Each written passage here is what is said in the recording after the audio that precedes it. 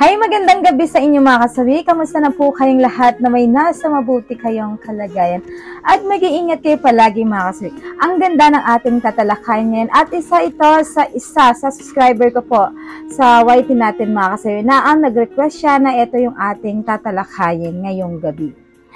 Request ni Motowin5292. Sana next content explain din kung ano-ano ang mga paboritong posisyon ng isang babae, mga kasawi.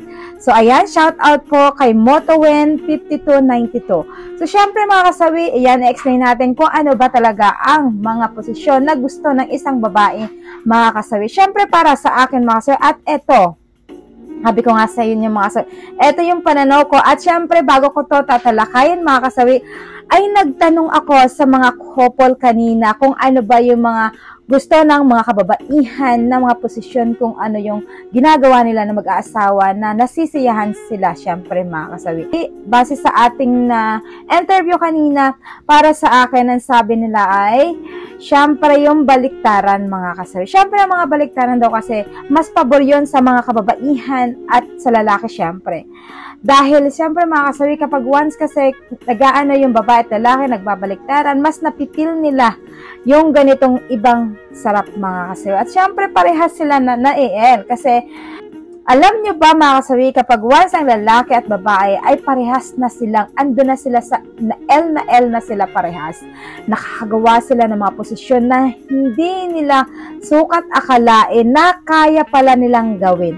Kasi alam mo ba, ang isang tao kapag wala kasi itong L, alam mo yung parang hindi nila, akala nila sa katawan nila is hindi nila kayang gawin yun.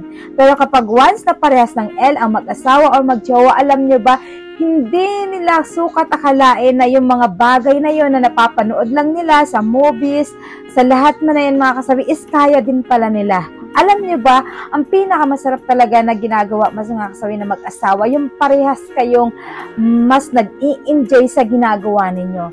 Yung parehas kayong nagbabalikan ng sarap sa isa't isa. Kasi nga, halimbawa, eto yung posisyon na ginawa mo sa asawa mo, tapos yung asawa mo naman, ayaw rin naman niyang gawin yon. So, syempre, ibig sabihin, hindi niya rin mapipil yun kasi ayaw niya. Tapos yung babae, ganun din. Tapos yung lalaki, siya lang nagugustuhan. Both kayo, parang hindi kayo magkatugma, di ba?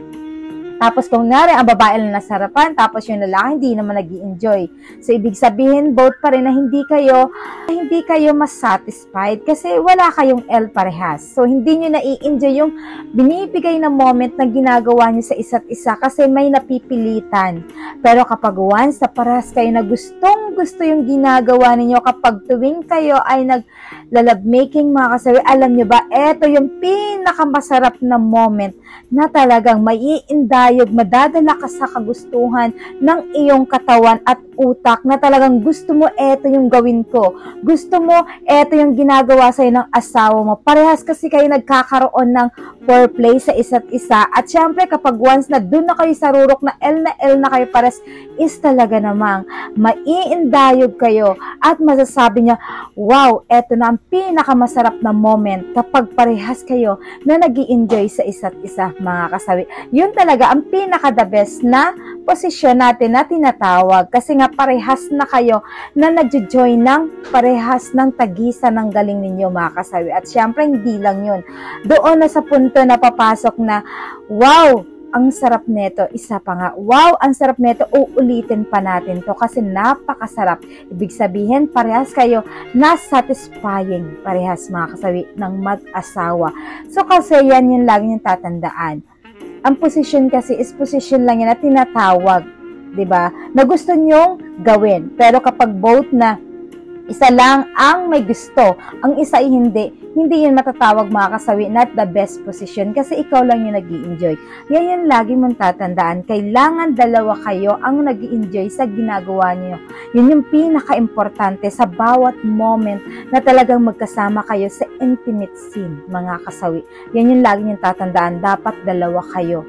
Kasi mas masarap sa pakiramdam na parehas kayong nagpapatagisan ng galing mga kasawi. Kahit sa alam mo sa umpisa na hindi mo kayang gawin, pero pag naandun na kayo sa rurok ng kaligayahan, talaga naman masasabi nyo, legit talaga, ang sarap na mararamdaman ninyo.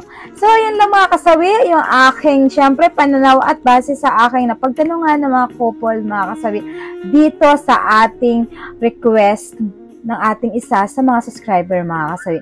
Siyempre, sa mga commenter, pwede kayong mag-comment. Malay mo, baka may mas higit pa kayong nalalaman na posisyon na gusto nyong ibahagi sa ating sender na nagpadala ng ating request na ito. Maraming salamat sa patuloy na pagsuporta niyo sa akin sa walang sawang pag-share at pagko-comment. Maraming salamat mga kasawi. At siyempre, sa mga hindi pa po nakapag-subscribe, pwede na kayo mag-subscribe, pwede na kayo mag-follow para updated kayo sa topic ko araw-araw. Magandang gabi mga kasawi. Mahal kayo ng inyong advisor. Bye!